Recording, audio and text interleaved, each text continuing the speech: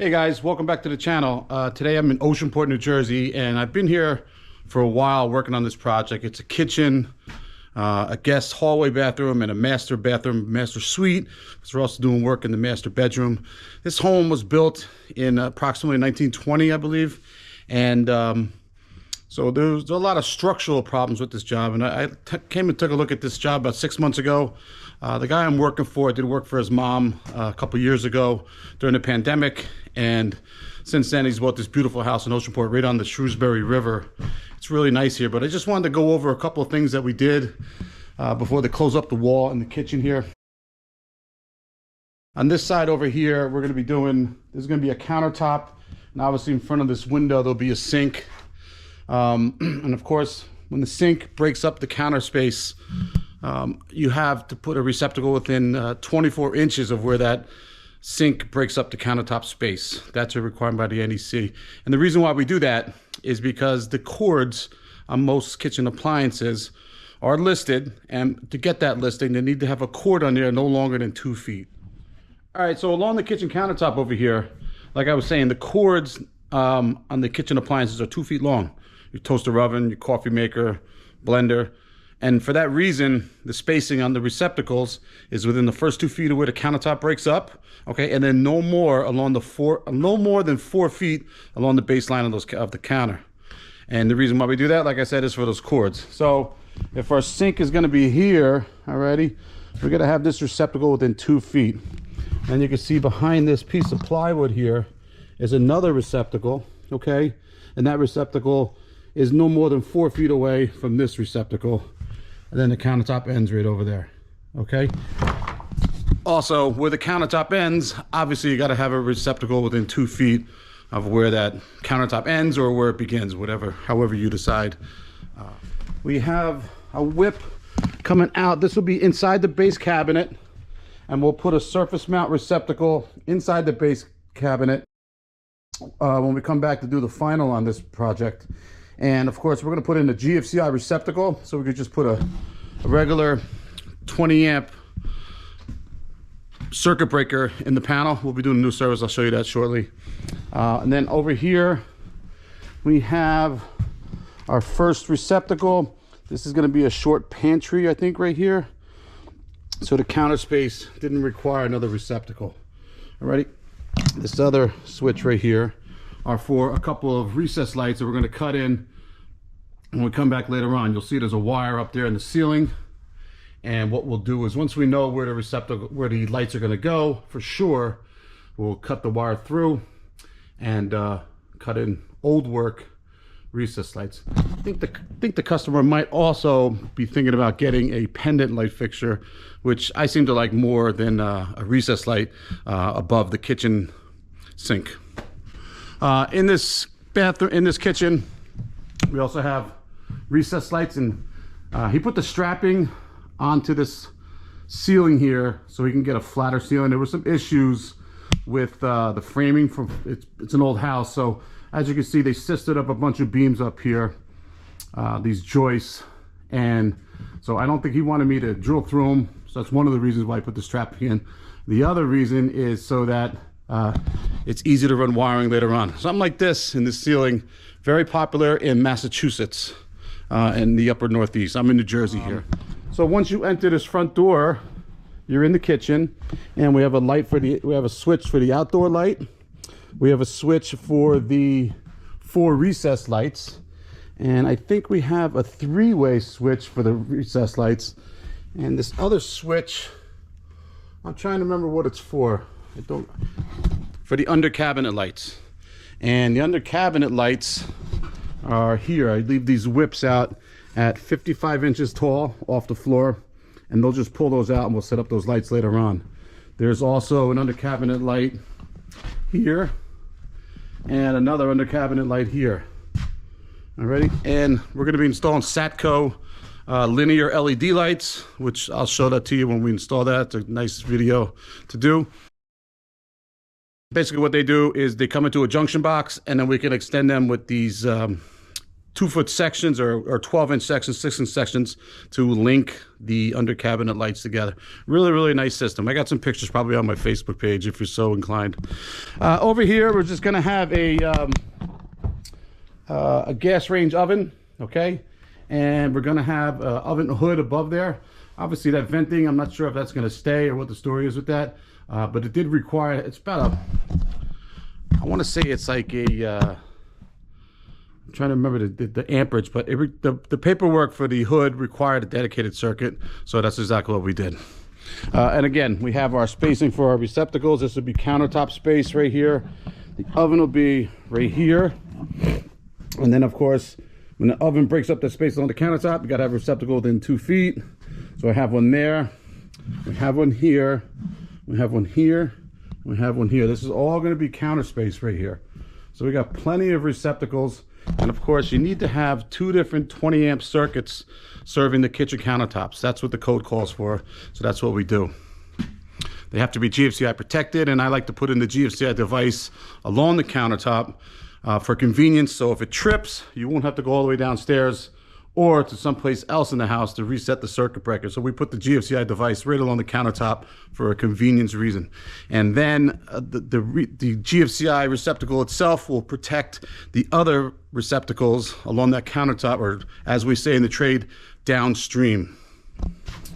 Kind of strange that we have an electrical panel in the kitchen, but this was the existing panel here, and we do have a standby generator on site, which I can show you later as well. But this was connected, and I think originally the service was downstairs in the basement. It's a small basement, but the original service was down there, and they relocated a bunch of the existing circuits to this panel, I believe, when they put the generator in. We're going to be keeping the same 14 kilowatt generator. We're going to be upgrading the service and added a new panel downstairs in the basement. So we'll have a complete 200 amp service, and with that, we'll have to upgrade the service and of course, the 200 amp automatic transfer switch as well. So it'll control all of the circuits in the house. The square footage of this house is probably less than, I would say 1,500 feet. Definitely less than 2,000 feet. I could be wrong. I'm sure the owner of this house, who's a friend of mine, who also follows this YouTube channel, could chime in. He could let me know what the square footage is. I did have to do a load calculation and provide that to the electrical inspector of Oceanport before we got the okay to put the 200 amp service in and the 200 amp transfer switch. So I had to do a load calculation. I just don't remember the square footage offhand.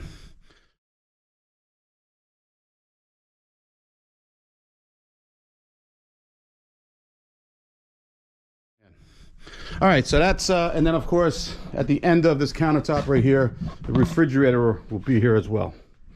So going forward, this small hallway gets one little recessed light, and that's on a single pole switch at the bottom of the staircase, which goes up to the second floor, obviously. There's a couple of bedrooms up there and another bathroom. So this small house has 3 bathrooms, so that's pretty good.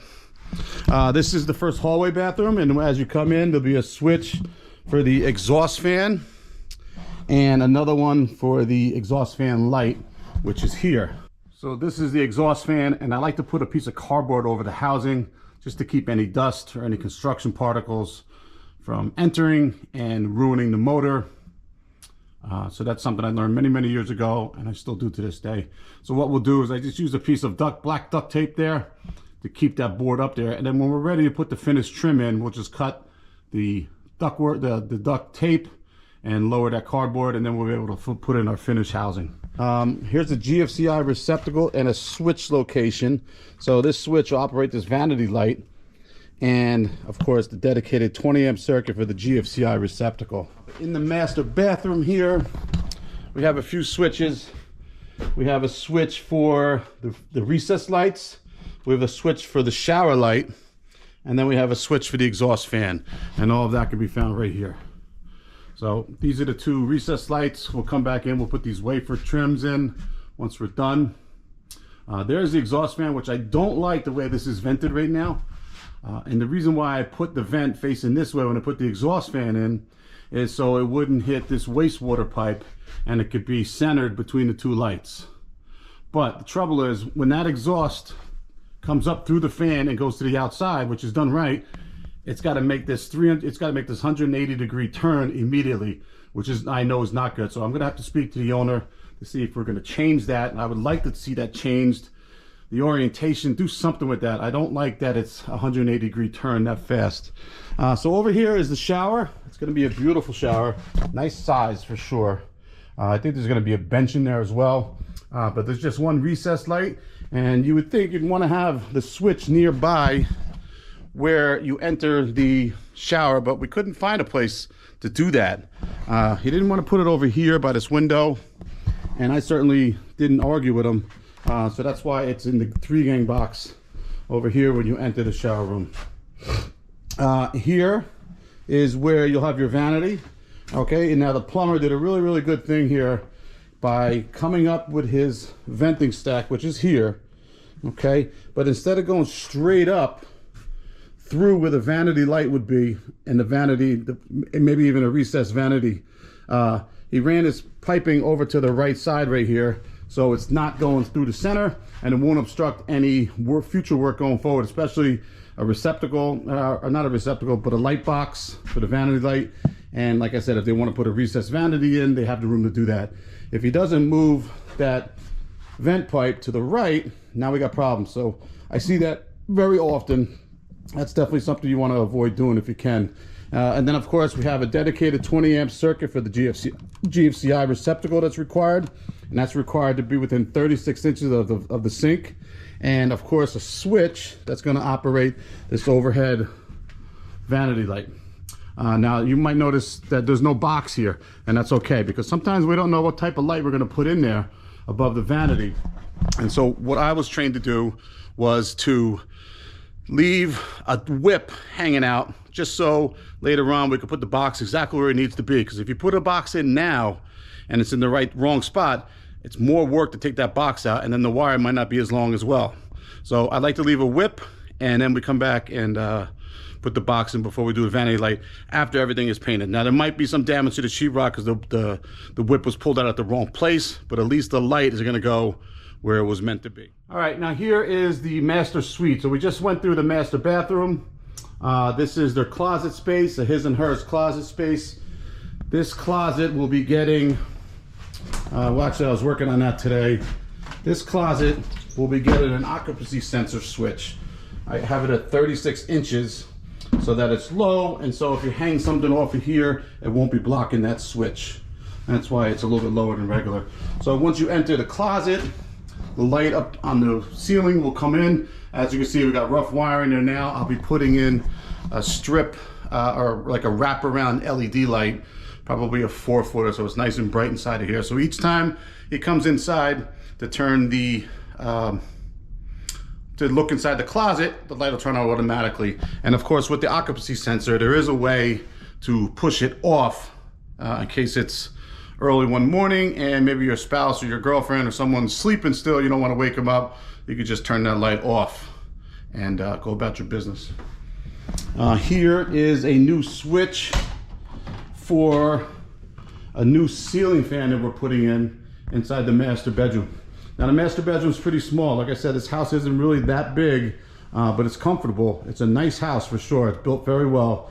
And as you can see, what they did years ago was they lowered this ceiling. So we have a false ceiling up above to do the lighting, which makes things a lot easier to run wiring. Why they did that, I'm not exactly sure, but this looks like, you know, the studs that are up there and the framing that's up there, at least 40 or 50 years old, if I had to guess. So that definitely made things easier to run the wiring. In this other bedroom, this other closet here, we're doing the same thing. So we're gonna put a switch here. Okay, you see my rough wiring is there. And we're gonna bring the wire through this old hole that's here, and hopefully the wraparound LED light will cover that where the box used to be. You'll see these fishing sticks that I have inside the wall here. I'm going down into the crawl space later this afternoon, and I'm hoping to bring a new 214-2 up into this box right here where this box is going to be, so I can supply the circuit. This circuit has a couple of receptacles on it already, and it's also going to have the master bedroom ceiling fan, and of course both of the closet lights. One of the other things that was neat that I did while I was working here, and I was cutting in this switch, what I did was I was able to drill a hole between where the switch is here and where this new receptacle is going in. Alrighty? I wasn't sure how I was going to do that, but while I was working in here and I was cutting in this box, I noticed I didn't have a lot of room, and I had what's known as a nailer behind here. A nailer is a 2x4 that is put up in the framing that doesn't really serve a purpose of integrity as far as the framing of the house, but it gives a place for the screws and the sheetrock, or the nails back then, to attach to around corners. So I was able to cut some of that out, drill a hole, and come right down to where my receptacle was without having to go down into the crawl space to do that. The other one I'll have to do is this one. This one I definitely have to go down into the crawl space and fish a wire up from that circuit. And I was here a couple weeks ago in this bedroom, and I was able to cut in this new receptacle and wire this new receptacle. And there was an old receptacle down low there where that hole is. Fortunately, I was able to tug some wire up from underneath in the crawl space, and it feeds this receptacle. So I ran a wire to the left and another one to the right, and I was able to supply power to those receptacles. Thanks for watching this video. Be sure to subscribe, and we'll see you on the next one.